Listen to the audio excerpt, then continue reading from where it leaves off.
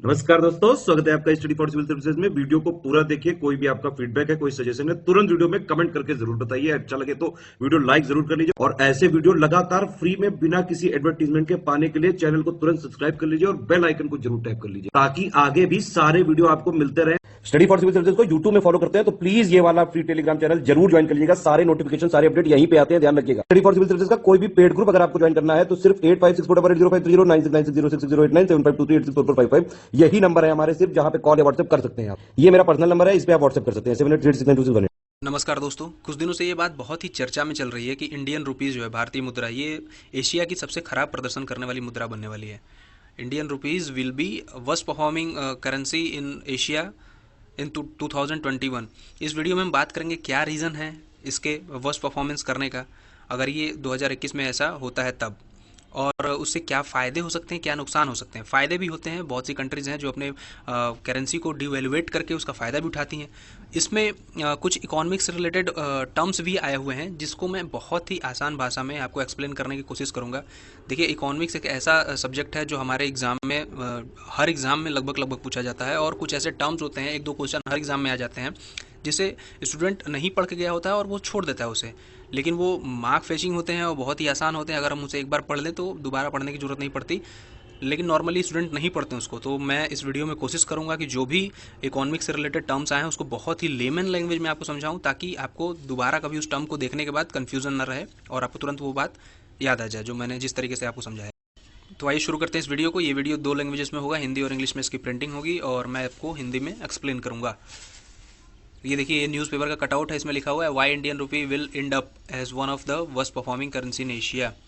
तो अगर हम दिसंबर तक की बात करें तो $1 में जो इंडियन रुपीज़ का एक्सचेंज रेट है वो 76 रुपीज़ है, यानी 76 रुपये अगर हम पे करते हैं तो हमें $1 मिलेगा।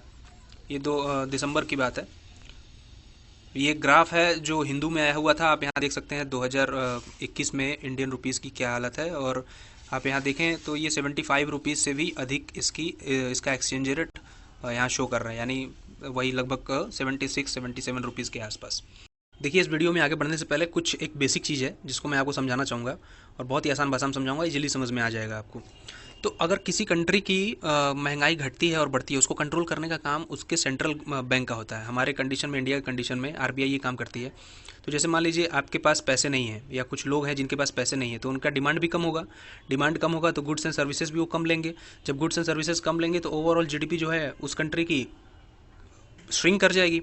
तो उस कंडीशन में करती क्या है आरबीआई, जब लोगों के पास डिमांड कम होता है क्योंकि उनके हाथ में पैसे नहीं होते, तो वो मनी को पंप करती है इकॉनमी में। किसके थ्रू? बैंकों के थ्रू। तो बैंक क्या करेंगे उस कंडीशन में? लोन का जो इंटरेस्ट है वो कम कर देंगे, तो लोग ज़्यादा लोन लेंगे। लोन लेंगे तो उनके पास पैसा आएगा, वो पैसा आएगा तो वो क्या करेंगे? उसको खर्च करेंगे। खर्च कैसे कर सकते हैं? जैसे कोई सामान खरीद लेंगे, कोई सर्विस ले लेंगे। तो अब जैसे मैं मान लीजिए सामान कोई बनाता हूँ या कोई सर्विस प्रोवाइड कराता हूँ, तो मैं देखूंगा कि मेरे सामान की या मेरे सर्विस की डिमांड बढ़ रही है, तो मैं क्या करूँगा, अपना जो प्रोडक्शन रेट है, सर्विस देने का जो रेट है और गुड प्रोड्यूस करने का जो रेट है उसको इंक्रीज़ कर दूंगा, क्योंकि इसकी डिमांड बढ़ गई। तो ओवरऑल जीडीपी भी ऐसे बढ़ जाएगी। तो यही होता है ना, जीडीपी हम कैसे देखते हैं? जीडीपी यही है ना कि किसी कंट्री में total production of services and goods कितने थे, उस हिसाब से हम उस कंट्री की जीडीपी को नापते हैं। तो यही होता है। इसीलिए आरबीआई ने एक ब्रैकेट बना के रखा हुआ है 4% का, 4% प्लस एंड माइनस जो इन्फ्लेशन रेट है उसका। अच्छा, ये तो हो गया एक पहलू इस चीज़ का। दूसरा पहलू ये है कि अगर आपके हाथ में मान लीजिए पैसे आते हैं और आपके जैसे कई लोगों के हाथ में पैसे आते हैं, तो वो किसी सामान को ख़रीदना चाहते हैं, तो वो जाएंगे उस दुकान पे, कहेंगे कि भैया हमको ये सामान दे दो, और जो उसका प्रोड्यूसर होगा उस सामान का, वो देखेगा कि यार इस चीज़ की ज़्यादा ही डिमांड आ रही है, तो वो क्या करेगा, उसका रेट बढ़ाना शुरू कर देगा, क्योंकि उसके पास प्रोडक्शन कैपेसिटी लिमिटेड है। कई कंडीशंस में ऐसा होता है कि उसकी प्रोडक्शन कैपेसिटी लिमिटेड है, वो किस पर्टिकुलर अमाउंट से ज़्यादा या पर्टिकुलर क्वांटिटी से ज़्यादा उस सामान को प्रोड्यूस नहीं कर सकता। तो वो देखेगा उस कंडीशन में कि इसकी डिमांड ज़्यादा है, तो उसका रेट बढ़ाना शुरू कर देगा। तो रेट बढ़ाना शुरू करेगा तो उससे होता क्या है, महंगाई आती है। तो जहाँ पे इकॉनमी में पैसा पंप होता है और लोगों की डिमांड पर इंक्रीज़ होती है, उस कंडीशन में इन्फ्लेशन भी आता है। इसलिए मैंने बताया जस्ट कि आरबीआई ने एक ब्रैकेट बना के रखा हुआ है 4% ±2 का, यानी अगर हमारे देश का इन्फ्लेशन 6% के अंडर में है, नीचे है तो ठीक है, और 2% से कम है तो ठीक है। इसी के ब्रैकेट में होना चाहिए। इससे कम, इससे बाहर जाता है तो आरबीआई, आपको पता है मॉनेटरी पॉलिसी की कमेटी जो है उसकी बैठक होती है हर 2 महीने पे। इसी वजह से रेपो रेट डिसाइड किया जाता है। तो ये चीज़ें थी। अब आइए शुरू करते हैं इस वीडियो के अदर टॉपिक्स के बारे में डिस्कस करना। तो सबसे पहले हम देखेंगे कि रुपीज़ जो हमारा गिर रहा है वो क्यों गिर रहा है। इसका सबसे बड़ा रीज़न है ट्रेड डेफिसिट। आपको पता है इंडिया इंपोर्ट ड्रिवन इकॉनमी है, जितना एक्सपोर्ट नहीं करती उससे कई गुना ज़्यादा इंपोर्ट करते हैं हम।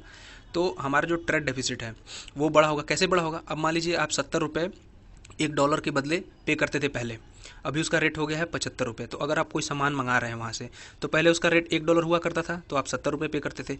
अभी अभी भी उसका रेट $1 ही है, लेकिन आप 75 रुपये पे कर रहे हैं, आप 5 रुपये ज़्यादा पे कर रहे हैं।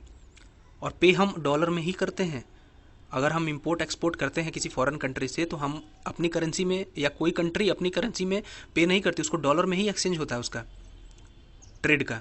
तो उस कंडीशन में हम क्या करेंगे? ज़्यादा पैसा पे करेंगे। तो ज़्यादा पैसा पे करेंगे तो हमारा ट्रेड डेफिसिट भी बढ़ेगा। फॉरेन इन्वेस्टमेंट है, ये सब टर्म्स मैं आगे डिफाइन करूंगा, आपको बहुत आसान शब्दों में समझाऊंगा। फॉरेन पोर्टफोलियो इन्वेस्टमेंट है, इन सब में भी कमी आती है। तो सबसे पहले हम जानते हैं ट्रेड डेफिसिट के बारे में। जैसे मैंने आपको बताया कि जब किसी कंट्री का इंपोर्ट एक्सीड कर जाता है उसके एक्सपोर्ट को, तो उसको उस कंडीशन में हम ट्रेड डेफिसिट बोलते हैं। इंडिया का ट्रेड डेफिसिट इस समय 22 बिलियन के आसपास है। 23 बिलियन आप इसको मान सकते हैं, 22.9 बिलियन है इस कंडीशन में आज के समय में। दिसंबर 2021 का डाटा मैं आपको दे रहा हूँ। फिर उसके बाद फॉरेन पोर्टफोलियो इसमें इन्वेस्टमेंट क्या होता है? देखिए, अगर कोई विदेशी निवेशक है, फॉरेन इन्वेस्टर जो है, वो किसी सेक्टर में, किसी पर्टिकुलर कंट्री के सेक्टर में, अगर आप इंडिया को कंसीडर करें तो इंडिया के किसी सेक्टर में इन्वेस्ट करना चाहता है। वो देखता है कि ये सेक्टर तेज़ी से डेवलप हो रहा है, तो इसका कुछ स्टॉक, उस कंपनी का कुछ स्टॉक, कुछ उसका शेयर खरीद लेगा। और जिस तरीके से उसको अर्निंग हो, जिस तरीके से उस सेक्टर की बढ़ोतरी होगी, डेवलपमेंट होगा, उसी तरीके से उसको प्रॉफिट मिलेगा। अपने देश में बैठे बैठे वो कमाता है। तो ये इन्वेस्ट करते हैं इंडिया में, और किस फॉर्म में इन्वेस्ट करते हैं? डिपॉजिट में डिपॉजिट कर देते हैं। जैसे मान लीजिए डिपॉजिट रेट ज़्यादा मिल रहा है तो उसमें इन्वेस्ट कर देंगे, स्टॉक में इन्वेस्ट कर देते हैं, म्यूचुअल फंड में इन्वेस्ट कर देते हैं। और ऐसे लोगों को फॉरेन पोर्टफोलियो इन्वेस्टर्स भी बोला जाता है।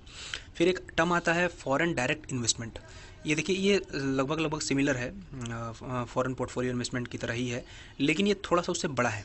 कैसे बड़ा है? जैसे फॉरेन डायरेक्ट इन्वेस्टमेंट में भी उसी तरीके से इन्वेस्ट करते हैं जैसे फॉरेन पोर्टफोलियो इन्वेस्टमेंट में इन्वेस्ट करते हैं। बहुत ज़्यादा डिटेल में नहीं बताऊंगा क्योंकि फिर आप कंफ्यूज हो जाएंगे। बस आप इतना समझिए कि ये इतना बड़ा इनका इन्वेस्टमेंट होता है कि ये जिस कंपनी में इन्वेस्ट करते हैं उसका थोड़ा सा ओनरशिप राइट इनके पास आ जाता है। मतलब ये थोड़ा सा उस कंपनी के ओनरशिप को कंट्रोल करने लगते हैं। बस इतना ही बड़ा इन्वेस्टमेंट होता है। ये तो थी FII और FDI के बीच में एक छोटा सा डिफरेंस। अगर और डिफरेंसेस की मैं बात करूँ आपको, तो जो फॉरेन पोर्टफोलियो इन्वेस्टमेंट होता है, FPI, उसके बारे में मैंने आपको बताया कि इनका कंट्रोल नहीं होता किसी कंपनी के ऊपर। ये इन्वेस्ट करते हैं किसी छोटे परसेंटेज में, 10% स्टेक खरीद लिया, 8% खरीद लिया, 5% खरीद लिया, और बस उतना ही रहता है। उस पर फ़ायदा मिला तो उसको गेन किया, और नुकसान हुआ तो फिर वहाँ से निकल लिए। ये फॉरेन डायरेक्ट इन्वेस्टमेंट में ऐसा नहीं होता है, ये लॉन्ग टर्म के लिए होता है। और फॉरेन डायरेक्ट इन्वेस्टमेंट जब हम करते हैं, या कोई भी करता है किसी अदर कंट्री में, तो उसका ओनरशिप राइट, जैसे मैंने आपको बताया कि उस कंपनी में, जिस भी कंपनी में करेगा, बहुत ही बड़ा चूँकि इन्वेस्टमेंट होता है, तो थोड़ा सा ओनरशिप राइट भी आ जाता है। Foreign direct investment more stable होता है। जैसे मान लीजिए कोई कंपनी है, वो पहले बूम कर रही थी, अभी बूम नहीं कर रही है, बहुत ही ख़राब हालत में है, तो फॉरेन डायरेक्ट इन्वेस्टर्स जो होंगे वो ऐसा नहीं करेंगे कि तुरंत पूरा पैसा वापस खींच लें, वो वेट करते हैं। लेकिन फॉरेन पोर्टफोलियो इन्वेस्टर्स ऐसा नहीं करते, वो तुरंत पैसा निकाल लेंगे। देखेंगे कि अगर वो कंपनी घाटे में जा रही है, वो तुरंत निकाल लेंगे और कहेंगे कि ये प्रॉफिटेबल नहीं है, और दूसरी जगह इन्वेस्ट कर देते हैं। तो ये थी कुछ बेसिक डिफरेंसेस ऑफ FPI और FDI में। फिर फॉरेक्स रिजर्व की अगर मैं बात करूं, तो जैसे ट्रेड डेफिसिट कम होता है, मैंने आपको बताया कि इंपोर्ट एक्सपोर्ट में हम डॉलर में ही पे करते हैं, तो ज़्यादा इंपोर्ट करेंगे तो हम डॉलर में ही पे करना पड़ेगा। तो RBI का जो फॉरेक्स रिजर्व है, फॉरेन एक्सचेंज रिजर्व जिसको बोलते हैं, तो उसमें भी कमी आती है। जैसे अभी अगर मैं बताऊं तो $650 बिलियन के आसपास RBI का फॉरेक्स रिजर्व स्टैंड करता है अभी आज के टाइम में। तो अगर रुपये की वैल्यू कम होगी तो उसमें हमारा फॉरेन एक्सचेंज रेशियो भी कम होगा, क्योंकि हमें डॉलर में ही पे करना है तो ज़्यादा पे करना पड़ेगा। फिर करंट अकाउंट डेफिसिट भी कम होता है। फिर एक और टर्म है एक्सटर्नल कमर्शियल बोरविंग। देखिए, एक्सटर्नल कमर्शियल बोरविंग कुछ नहीं है, एक सिंपल सा लोन लेने का तरीका है, जिसमें इंडियन गवर्नमेंट जो है अपने देश की कंपनियों को, जैसे PSU वगैरह, पब्लिक सेक्टर अंडरटेकिंग्स वगैरह को अलाउ करती है कि आप फॉरेन में किसी कंपनी से या किसी कंट्री से लोन ले सकते हैं। अब इस लोन की खास बात ये होती है कि जिस कंट्री से ये लोन लेते हैं उस कंट्री के करेंसी में ही ये लोन लेते हैं। तो जैसे मान लीजिए डॉलर जो है बहुत ही कंट्रीज़ यूज़ करती हैं इसको, तो अगर मान लीजिए किसी ऐसी कंट्री से ये लोन लेते हैं जिसका जो डॉलर यूज़ करती है, तो डॉलर में ही लोन लेंगे। तो एक अभी अगर मान लीजिए हमारा एक्सचेंज रेट जो है डॉलर और रुपीज़ का, वो 70 रुपये पर डॉलर है, तो अभी उन्होंने $10 लिए तो उनको $700 पे करने होंगे, लेकिन अगर वही एक्सचेंज रेट 75 पहुँच गया $1 पे, तो फिर उनको $750 पे करने होंगे। तो इसमें भी गिरावट आती है, एक्सटर्नल कमर्शियल बोरोइंग भी कम हो जाती है अगर हमारे इंडियन रुपीज़ की एक्सचेंज रेट में बढ़ोतरी होती है तब, डॉलर के कंपेरिजन में। अब जैसे स्टार्टिंग में मैंने बताया था कि कुछ कंट्रीज़ हैं अपने करेंसी को डिवेल्युएट करती हैं और उसका फ़ायदा भी उठाती हैं, तो वो कंट्रीज़ ऐसी कंट्रीज़ होती हैं जो जिनकी इकॉनमी एक्सपोर्ट ड्रिवन होती है। जैसे चाइना बहुत ही बहुत ही बड़े तौर पर एक्सपोर्ट करता है।